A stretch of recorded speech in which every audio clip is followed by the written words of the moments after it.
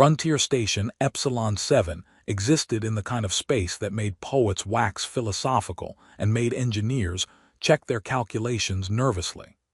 Balanced at the edge of explored territory, it served as a joint human-Silithian research outpost where two species attempted cooperation while navigating centuries of mutual incomprehension.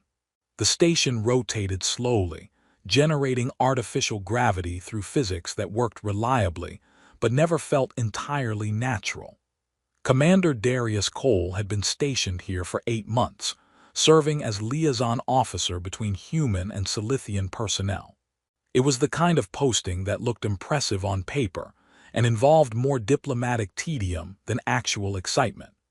His role required attending social functions, smoothing over cultural misunderstandings, and looking professionally competent in situations where actual competence was less important than maintaining appearances. Darius was good at appearances.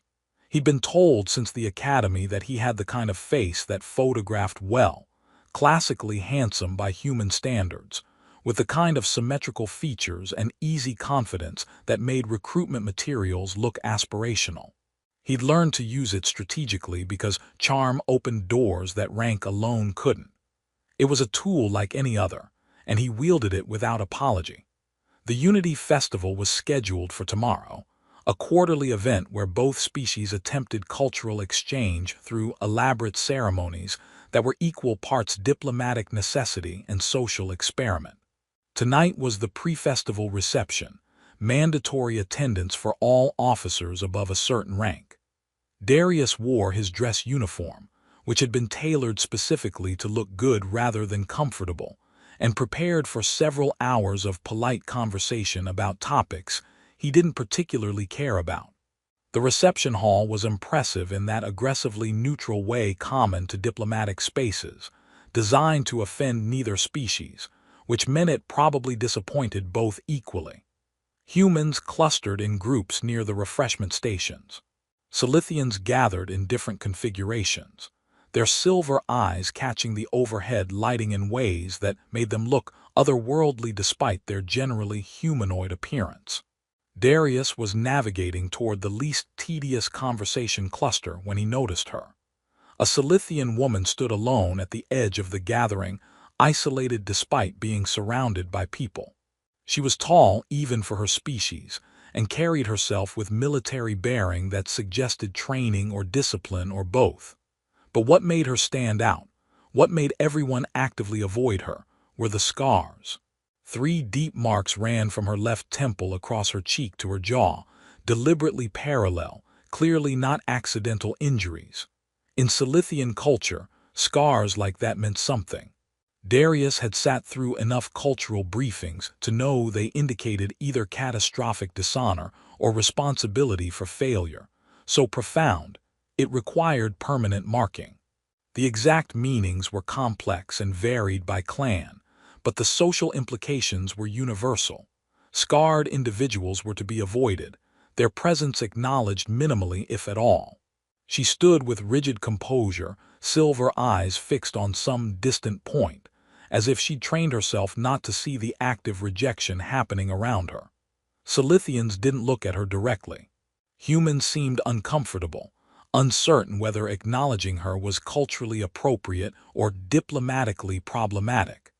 Darius watched as someone started to approach her, then reconsidered and veered toward a different conversation group. She didn't react, but something in her stillness suggested she'd noticed. That she noticed every time. That this was routine. Something about her refusal to flee despite the obvious rejection caught his attention. Pride, maybe, or stubbornness, or the kind of resilience that came from surviving worse than social exclusion. The formal presentations began, station commander welcoming both species, thanking everyone for their cooperation, the usual diplomatic platitudes delivered with varying degrees of enthusiasm. Personnel were introduced by rank and specialty. When they reached the Silithian science contingent, she was announced as Dr. Kayla Sereth, xenobiology specialist, assigned to the station 3 months ago. Her credentials were listed. Multiple advanced degrees, published research in genetic compatibility studies, experience on 3 frontier missions. Impressive qualifications delivered to a room that wasn't listening because they'd already categorized her by her scars. Darius made a decision that surprised even himself. When the formal presentations concluded and social mingling resumed, he crossed the reception hall directly toward her. He felt eyes tracking his movement, heard conversations falter as people registered where he was heading. Dr. Kayla Sareth watched him approach with an expression that carefully concealed everything.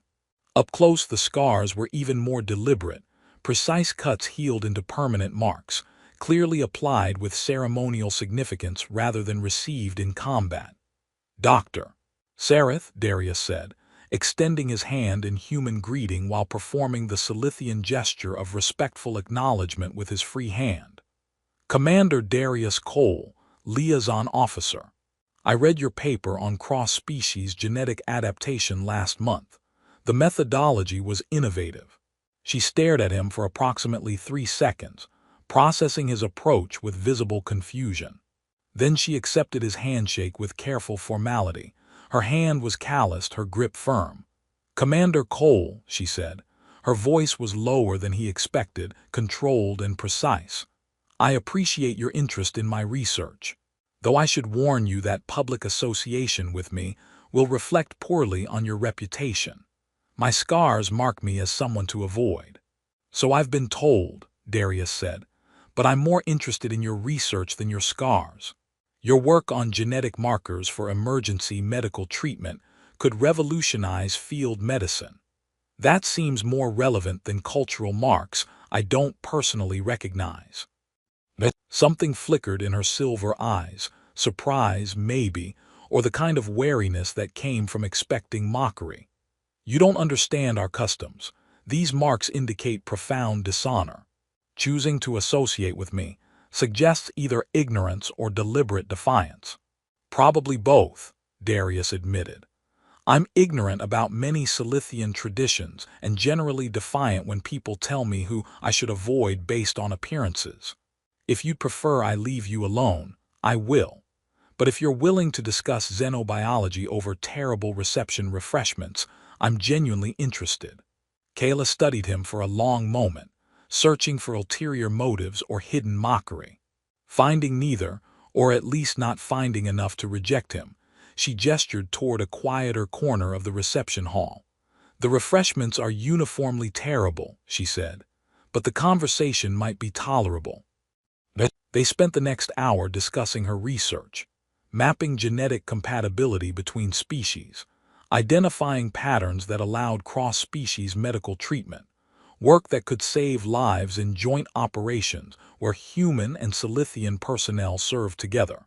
She was brilliant, articulating complex concepts with clarity, occasionally deploying dry humor that caught him off guard.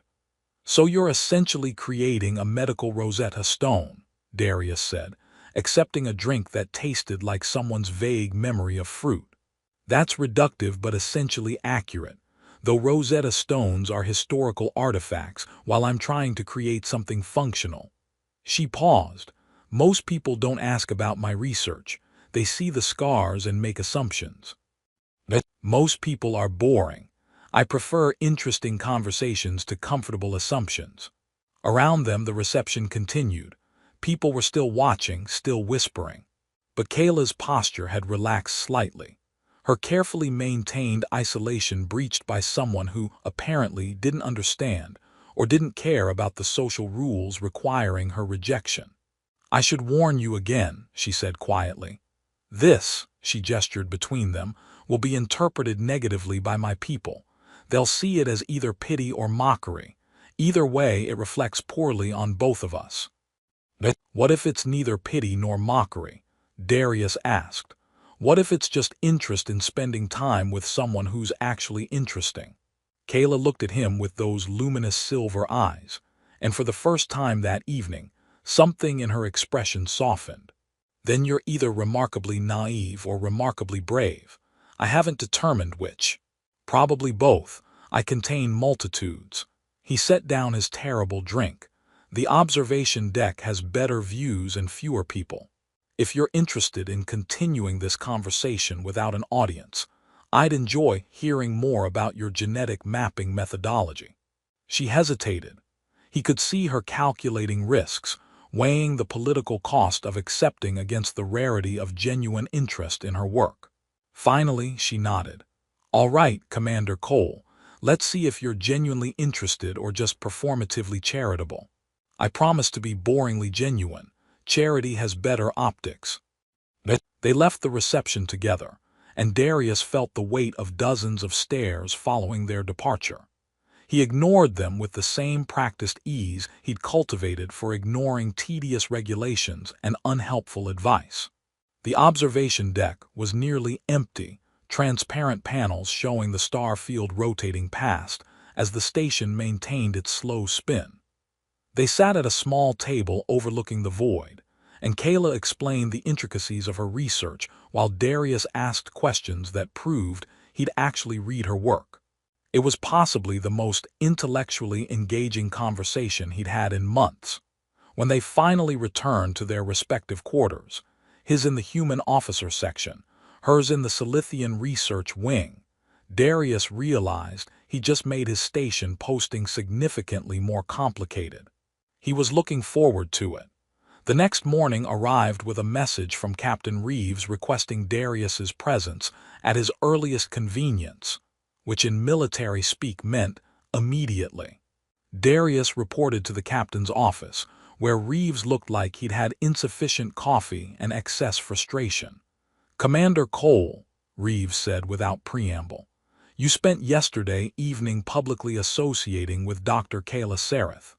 Multiple personnel reported that you left the reception together and were seen in the observation deck for over 2 hours." "Yes, sir. We discussed her xenobiology research. It was fascinating." "I'm sure it was. I'm also sure you're aware that Dr. Sareth bears dishonor scars that mark her as someone Silithian culture considers shameful. Public association with her creates diplomatic complications." Darius kept his expression carefully neutral. "With respect, sir, her research credentials are excellent, and her work could benefit joint operations. I don't see how discussing professional matters creates diplomatic complications." "Because you're not just any officer, Cole. You're our liaison. You represent humanity in every interaction. When you publicly choose to associate with someone their culture rejects, it sends messages we need to manage carefully." "What message would you prefer I send, sir? That we respect their cultural practices of isolating competent scientists because of marks we don't understand?" Reeves sighed heavily. "I would prefer you don't create situations requiring this conversation. But since you already have, let me be clear. Proceed carefully. Dr. Sareth's isolation is a Silithian internal matter. Getting involved could create problems beyond what you're anticipating." "Understood, sir." But Darius had no intention of avoiding Kayla. They met again that evening in the observation deck, and then the next evening, and soon it became routine. Kayla was refreshingly direct after years of diplomatic doublespeak. She told him about her research, about the challenges of working while socially exiled, about the way isolation became almost comfortable when you'd experienced it long enough. 3 weeks into their regular meetings, Darius finally asked about the scars. They were reviewing genetic data on his personal tablet when he looked up at her. "You don't have to answer this, but I'm curious. What happened? How did you receive those marks?" Kayla's fingers stopped moving over her own tablet. Her expression went carefully neutral. "I was military before I was a researcher. My unit was ambushed during a reconnaissance mission in disputed territory. I was the ranking officer. Everyone else died. I survived." "That sounds like combat, not dishonor. In Silithian culture, the distinction is complicated. I was responsible for my unit's safety. They died under my command. Sole survivors bear the burden of that failure." Her voice remained steady, but her hands had clenched into fists. "I was given a choice, exile or self-termination. I chose exile. The scars were applied ceremonially before I left my homeworld. So they punished you for surviving an ambush. They marked me as bearing responsibility for deaths I couldn't prevent. It's considered mercy compared to the alternative. She met his eyes. Do you understand now why association with me is problematic? I'm marked as someone who failed catastrophically enough to warrant permanent reminder. I understand your culture marked you. I don't understand how that's relevant to your current competence or your value as a research partner. Kayla stared at him. You're remarkably stubborn about this. I've been told that's one of my defining characteristics, usually not as a compliment. Over the following weeks, their friendship deepened. Darius shared his own frustrations, the pressure of maintaining appearance, the exhaustion of being decorative as well as functional. The way his looks opened doors but also meant people assumed charm was all he offered. Kayla shared her research breakthroughs and setbacks, her dry observations about station politics, the occasional flash of humor that suggested the person beneath the careful composure was more complex than her isolation implied. Then came the Unity Festival's formal ceremony. The hall was decorated with symbols from both cultures, attempting aesthetic harmony that mostly succeeded at being visually confusing. Personnel from both species gathered in formal attire. The ceremony involved elaborate presentations acknowledging partnerships between humans and Silithians, research collaborations, military alliances, diplomatic bonds. It was tradition during this ceremony for officers to publicly acknowledge their counterparts. Simple gestures of alliance, meant to demonstrate cooperation. Darius had prepared his acknowledgments for the standard military liaisons he worked with regularly. But when his turn came to speak, he looked across the hall and saw Kayla standing alone again, isolated despite being surrounded by her own people. He made a decision. I acknowledge Dr. Kayla Sareth as my chosen research partner, Darius said clearly, using the formal Silithian phrasing for partnership acknowledgement. Her work in xenobiology represents the collaborative potential of our alliance. I choose partnership with her and recognize her contribution to our shared mission. The response was immediate and dramatic. Every Silithian in the hall went silent. Conversations died mid-sentence. Kayla's expression shifted through shock to something approaching horror. A Silithian elder, someone high-ranking based on his ceremonial robes, stood and spoke in their language, his tone suggesting either significant concern or barely contained fury. The station's translation systems caught up a moment later. Commander Cole, do you understand what you have just declared? Darius felt the first stirrings of concern. I acknowledged Dr. Sareth as my research partner. The standard ceremonial phrasing. You publicly chose someone bearing dishonor scars before witnesses in formal ceremony. By our law, you have invoked the right of union. This binds her honor to your lineage and grants you standing in her clan. It is not, he paused, searching for equivalent human concepts. It is not casual partnership. It is legal and social binding that cannot be easily dissolved. The hall erupted in urgent conversations. Captain Reeves looked like he was contemplating career alternatives. Kayla had gone completely still, her silver eyes wide with something that looked like panic. Darius, who prided himself on maintaining composure under pressure, managed to keep his voice steady. I see. That's more significant than I anticipated. The Silithian elder approached. Did you intend to invoke the right of union? I intended to acknowledge Dr. Sareth's contribution and partnership. I didn't realize the formal implications of the phrasing. Intent matters less than action in formal ceremony. You spoke the words before witnesses. The right is invoked. The elder looked between Darius and Kayla. This will require extensive discussion. Both of you will need to meet with respective authorities to address the implications. The ceremony concluded in uncomfortable tension. Darius was immediately escorted to a private conference room where Captain Reeves and several other human officials waited with expressions ranging from concern to fury. Commander Cole, Reeves began, his voice carefully controlled. "Do you understand what you've done? You've legally bound yourself to a Silithian exile marked with dishonor scars. This creates diplomatic complications beyond anything in recent memory." "I understand the situation is more complex than intended, sir." "Complex doesn't begin to cover it. You're the face of our officer corps. You represent humanity in every formal interaction. And you've chosen to tie yourself legally to someone their own culture rejects. The optics are catastrophic." Darius felt his jaw tighten. "With respect, sir, Dr. Sareth's research credentials are excellent. Her scars reflect a cultural practice I don't personally recognize. If acknowledging her competence creates diplomatic complications, perhaps we need to reconsider which practices we're accommodating." "That's not your decision to make, Commander. You're being strongly encouraged to pursue dissolution of this bond before it creates permanent diplomatic damage." But Silithian law, as Darius learned over the following hours of intensive briefing, was complex. The right of union, once invoked in formal ceremony before witnesses, could not be simply dissolved without formal proceedings requiring both parties' agreement.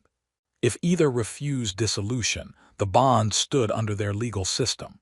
When Darius finally escaped the endless meetings, he went directly to Kayla's quarters.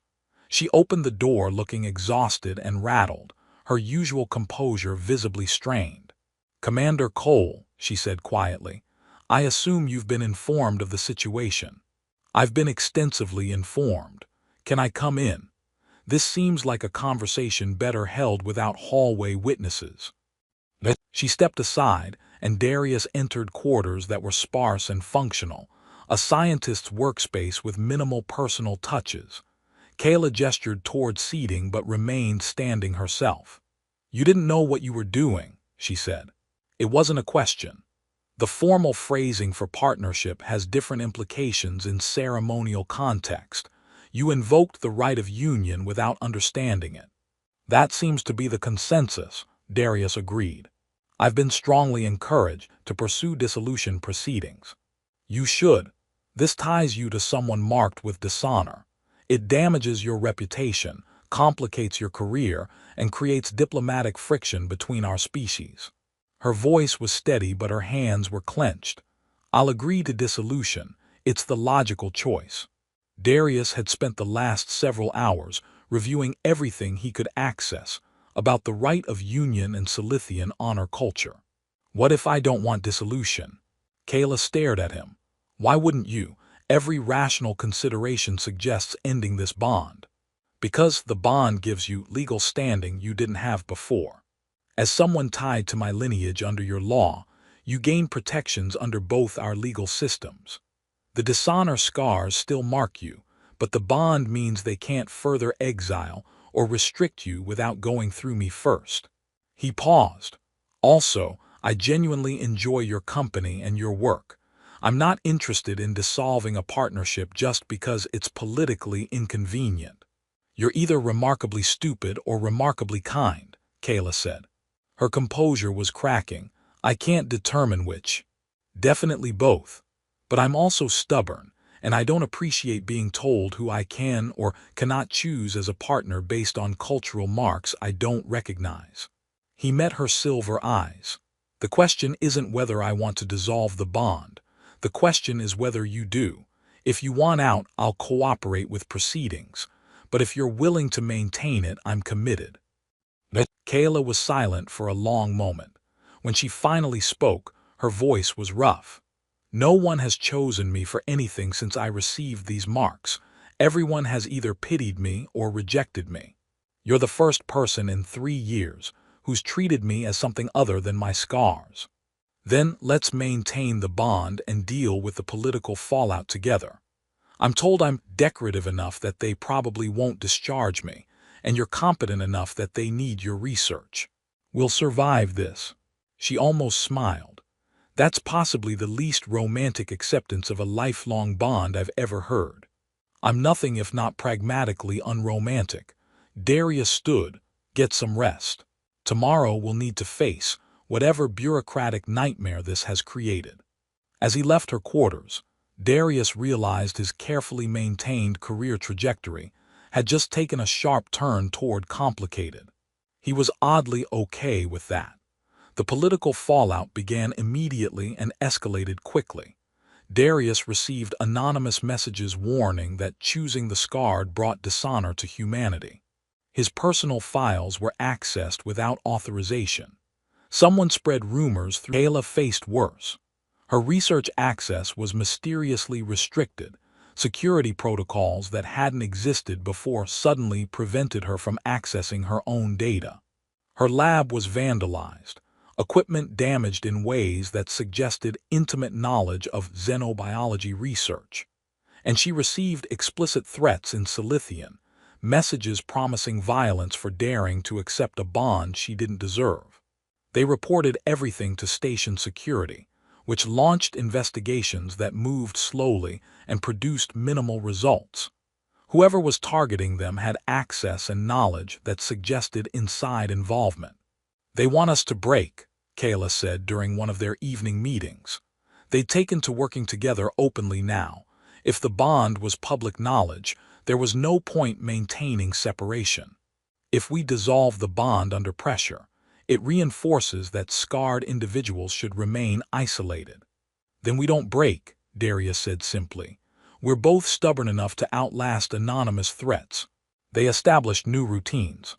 Darius walked Kayla to and from her lab, his presence as liaison officer discouraging open confrontation.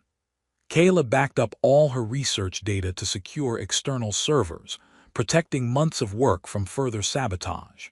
They documented every threat, every access violation, every suspicious incident with meticulous detail. 2 weeks after the ceremony, the threats escalated to direct action. Kayla was working late in her lab when the environmental controls malfunctioned. Temperature dropped rapidly, oxygen levels began declining, changes subtle enough to seem like system errors but coordinated enough to be deliberate. She noticed only because her xenobiology work had made her hypersensitive to atmospheric composition changes. She triggered emergency protocols and evacuated, but the message was clear. Someone with access to station systems wanted her dead and had the technical knowledge to make it look accidental. Darius arrived at the lab within minutes of the alert, finding Kayla in the corridor being checked by medical personnel. Her lips were slightly blue from oxygen deprivation, but she was conscious and furious. "Deliberate sabotage," she said flatly. "Environmental controls don't fail in those specific patterns naturally. Someone programmed this." The investigation revealed override codes buried in the system logs, commands that shouldn't have existed, executed by user credentials that had been compromised or fabricated. Whoever orchestrated this had intimate knowledge of station operations and sophisticated technical capabilities. "This isn't random harassment anymore," Darius said, reviewing the security reports. "This is attempted murder with coordination and resources." Captain Reeves, to his credit, took the assassination attempt seriously. He authorized enhanced security protocols and assigned dedicated protection to both Darius and Kayla. But he also delivered an uncomfortable truth during his briefing. "Someone wants this bond broken badly enough to kill for it," Reeves said. "We're investigating, but until we identify the perpetrators, you're both in danger. Are you certain you want to maintain this bond? Dissolution might remove their motivation. Or it might embolden them," Kayla countered. "If violence successfully breaks the right of union, it sets a precedent that threats work. Others marked with dishonor would never find acceptance." Darius nodded agreement. "We maintain the bond and identify who's behind this. They've made mistakes. The override codes had to come from somewhere. Technical expertise this sophisticated suggests someone with serious access." Over the following days, they worked with station security to trace the sabotage. The override codes had been carefully hidden, but Kayla's xenobiology research had taught her pattern recognition that applied beyond genetics. She analyzed the code structure and found something unexpected: embedded signatures that matched research protocols from her own field. "This wasn't written by station operations personnel," she said, showing Darius her analysis. "The code structure uses genetic sequencing logic. Someone with xenobiology training created this." That revelation narrowed the suspect pool significantly. Only 3 other xenobiology specialists were stationed on Epsilon 7. 2 were human, 1 was Silithian. All 3 had impeccable credentials and no obvious motive for murder, unless the motive wasn't personal. Kayla pulled up her research files, months of genetic compatibility mapping she'd been conducting. "Look at this. I've been identifying patterns in cross-species genetic markers, patterns that would allow emergency medical treatment between humans and Silithians without rejection risk. That's breakthrough research. Why would it motivate murder? Because these patterns also reveal something else." She highlighted specific genetic sequences, markers that indicate successful genetic material transfer between species. Not natural reproduction. That's still impossible. But evidence that someone has been conducting genetic experiments using both human and Silithian DNA. Darius felt cold realization settling over him. Black market research. Someone's been stealing genetic samples for unauthorized experimentation. Exactly. And my compatibility mapping would reveal their work because I'm charting every genetic marker in both species. I'd eventually identify the experimental signatures. She pulled up communications logs. "I've been requesting tissue samples from medical facilities for my research. Someone's been denying those requests, claiming protocol violations. But the denials all came from the same source. Dr. Ven Sarat, the Silithian xenobiology specialist. Senior researcher, 15 years of experience, reputation for groundbreaking work in genetic manipulation. He'd been cordial to Kayla but distant, never overtly hostile. Ven has access to station systems through his research protocols," Kayla continued. "He'd have the technical knowledge to sabotage environmental controls, and if he's involved in black market genetic research, my work threatens to expose him." "But why target you specifically?" Darius asked. "Why not sabotage your research without attempting murder?" "Because I'm already isolated. I'm already rejected by our culture. If I die in a tragic accident, most Silithians would see it as inevitable consequence of dishonor. Fewer questions would be asked." Her voice was bitter. "My scars made me an easy target. They assumed no one would investigate too thoroughly." "They assumed wrong," Darius said grimly. "Let's compile evidence and present it to security. If Ven is running unauthorized genetic research, there will be traces beyond just the sabotage." They spent the next 36 hours building their case. Kayla's research revealed patterns in denied sample requests that correlated with Ven's project timelines. Darius accessed liaison records showing Ven had been corresponding with contacts outside the station, communications that should have been flagged but were routed through obscure channels. Station security, once directed where to look, found evidence of unauthorized lab access, missing genetic samples, and financial transactions suggesting Ven was selling research data. The conspiracy extended beyond just Ven. 2 human researchers were involved, along with at least 1 Silithian military officer who'd been providing cover for the operation. They'd been using the station's frontier location and limited oversight to conduct genetic experiments that would be illegal in core territory. Kayla's research threatened their entire operation. Her dishonor scars made her seem like a vulnerable target. And when Darius invoked the right of union, giving her legal protections she'd lacked, they escalated to assassination. Captain Reeves authorized immediate arrests. Station security moved simultaneously on all suspects, seizing research data and communications logs. Ven Sarat was detained while attempting to purge his laboratory files. The human researchers were found preparing to evacuate on a scheduled transport. The evidence was overwhelming. Within 48 hours, confessions began emerging. Venn admitted to years of unauthorized genetic research, selling data to organizations interested in enhancement procedures and biological weapons development. The sabotage was meant to eliminate Kayla before her compatibility mapping revealed his work. She was convenient, Venn said during interrogation, his silver eyes cold. Marked as dishonored, isolated, vulnerable. No one would question too deeply if she died in an accident. The scarred are expected to end poorly. Darius watched the interrogation footage and felt fury settle into cold determination. They weaponized her isolation, used cultural prejudice as cover for murder. The trial proceedings took weeks. Both human and Silithian legal systems claimed jurisdiction, eventually agreeing to joint prosecution. Venn and his co-conspirators faced charges in both legal frameworks: unauthorized genetic research, attempted murder, conspiracy to commit murder, and dozens of related offenses. The revelations forced uncomfortable conversations in both governments. Silithian officials had to confront how dishonor scars created vulnerability that criminals could exploit. Human leadership had to acknowledge their personnel had been complicit in illegal research that violated alliance treaties.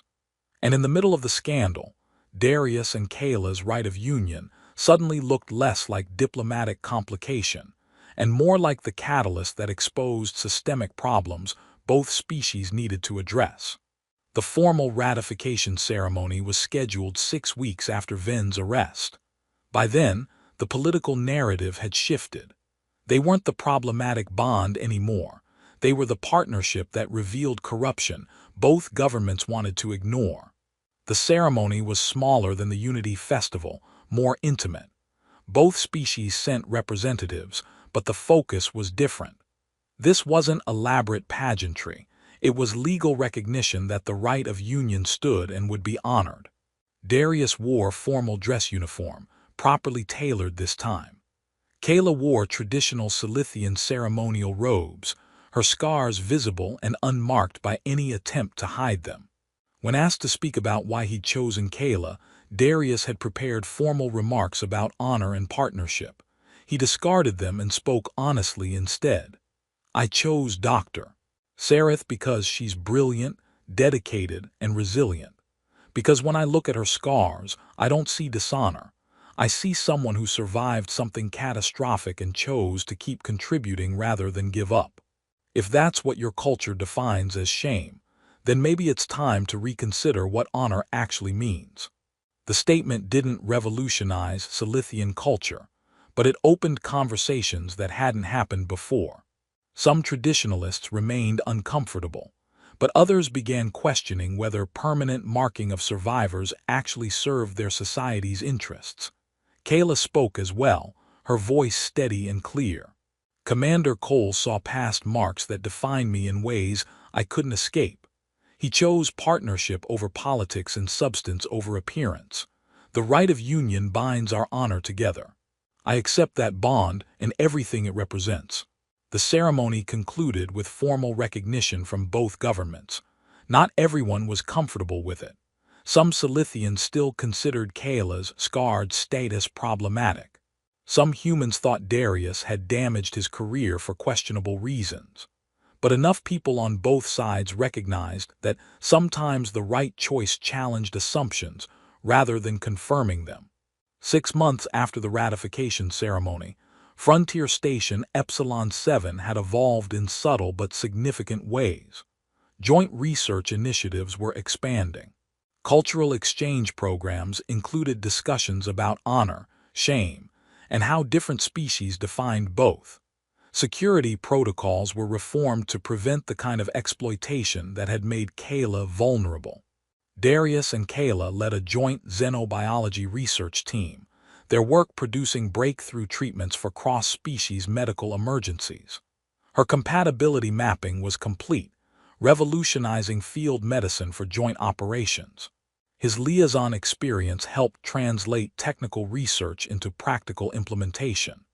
They worked in her lab most evenings, reviewing genetic data while trading dry observations and comfortable silence. The kind of partnership that functioned precisely because it was built on honesty rather than performance. Lieutenant Morrison, one of Darius's fellow liaison officers, visited one evening with updates on personnel transfers. She looked around the lab with undisguised curiosity. "So this is where the legendary partnership operates," she said. "I've heard stories. Half the academy uses your situation as a case study in unconventional diplomacy." "That's horrifying," Darius said. "Are they teaching what to do or what not to do?" "Both, depending on the instructor." Morrison handed him a datapad. "New assignments for next quarter. You're being offered a position on the Diplomatic Corps Oversight Committee. Significant career advancement." Darius scanned the offer. Prestigious posting, command-level authority, work that would take him off the station and into core diplomatic circles. The kind of opportunity that defined career trajectories. "I'm declining," he said, handing back the datapad. Morrison blinked. "You're declining a Diplomatic Corps Committee position. Do you understand how rare these offers are?" "I understand. I'm also in the middle of research that actually matters, working with a partner who challenges me to be better than decorative competence. The committee can find someone else who's interested in core diplomatic circles." After Morrison left, looking confused and slightly concerned, Kayla glanced up from her genetic sequencing. "You declined career advancement to continue research partnership with a scarred exile. That's remarkably committed to questionable decisions." "I contain multitudes, mostly stubbornness and preference for substance over status, but technically multitudes." Darius reviewed the genetic sequences she was analyzing. "Also, your research is actually interesting. Committee meetings would bore me into career reevaluation. That's possibly the least romantic reason to decline promotion I've ever heard. I'm consistently unromantic. It's one of my defining characteristics." Kayla almost smiled, a genuine expression that appeared more frequently now, months into their partnership. "The Unity Festival is next month. There will be formal ceremonies again. People will be watching to see if the bond has maintained, or if it was temporary performance. Let them watch. I'm not particularly interested in their opinions. You're the liaison officer. Other people's opinions are literally your job." "My job is facilitating cooperation between species. I'm doing that through research partnership and by demonstrating that cultural practices around honor and shame deserve scrutiny rather than automatic acceptance." He paused. "Also, I like working with you. That seems like sufficient justification for maintaining any partnership." Outside the lab windows, the station continued its rotation, stars wheeling past in patient patterns. Joint operations were functioning better than before. Research collaborations were producing results. Cultural exchange was happening in mess halls and observation decks, informal connections building bridges that formal diplomacy couldn't. Not perfect, still complicated, but better than before. Kayla set down her genetic sequencer and looked at him directly. "Thank you for choosing partnership when it was inconvenient, for seeing past marks that everyone else made definitive, for being stubborn enough to outlast political pressure and literal assassination attempts. Thank you for being interesting enough to choose, for trusting me despite having every reason not to, for being brilliant and resilient and occasionally funny in ways that make tedious research actually enjoyable. We're both terrible at romantic declarations." "Absolutely terrible. It's part of our charm." She smiled, full and genuine, the expression transforming her scarred face into something that caught his breath despite 6 months of partnership. The scars were still there, still visible, still carrying meaning in Silithian culture. But within their immediate community, the meaning had shifted. Not marks of dishonor anymore, but symbols of survival. Evidence that someone had faced catastrophic loss and chosen to keep contributing. Darius's reputation had evolved too. He was still considered handsome and charismatic, but now he was also known as the officer who chose substance over politics, who challenged cultural assumptions, who built partnerships based on competence rather than comfort. His career trajectory had changed. He wasn't the decorative poster boy anymore. He was someone trusted with complex situations requiring genuine diplomacy rather than just looking good in uniform. You know what's strange? Kayla said, returning to her genetic sequencing.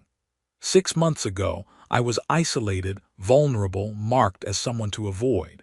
Now I'm leading joint research initiatives, and my work is cited in cross-species medical protocols. That's objectively improbable. You were always brilliant and capable. You just needed someone to look past the marks long enough to see it. And you needed someone who treated you as more than decorative competence. We're both better than we were separately. That's the most functional description of partnership I've ever heard. We contain multitudes. Mostly pragmatic assessment of mutual benefit, but technically multitudes. The genetic sequencer beeped, signaling completion of another analysis. Kayla pulled up the results, studying patterns that would inform tomorrow's research and next month's protocols. Darius reviewed logistics for upcoming joint operations, applying liaison experience to practical medical implementation. They worked in comfortable silence, the kind that came from months of partnership built on honesty, shared danger, and mutual respect. Outside, Frontier Station Epsilon 7 spun through space, humans and Silithians building imperfect cooperation that improved daily. Cultural practices were being questioned. Security protocols were reformed. Research collaborations were producing breakthrough work. And in a xenobiology lab overlooking the void, two people who'd chosen each other despite political pressure and cultural rejection proved that sometimes the most important partnerships were the ones that challenged everyone's assumptions about who belonged together. Kayla looked up from her sequencer. Next Unity Festival, they'll want us to speak again, probably about maintaining the bond, demonstrating alliance success, inspiring other cross-species partnerships. We could give a speech about genetic sequencing methodology, really lean into the boring technical details. That's the worst diplomatic strategy I've ever heard. Or the best, depends on your perspective. Darius smiled. We'll figure it out. We're good at figuring things out together. That's accurate. She returned his smile. Thank you, Darius, for choosing me when everyone said it was wrong, for being stubborn enough to make it right. Thank you, Kayla, for trusting me despite having every reason not to, for being worth choosing. They returned to their work. Genetic sequences and logistics planning, research that would save lives and protocols that would improve cooperation. The unglamorous, essential work of building something better than what they'd inherited. Not perfect, not without challenges, but better. And sometimes better was enough. Sometimes it was everything.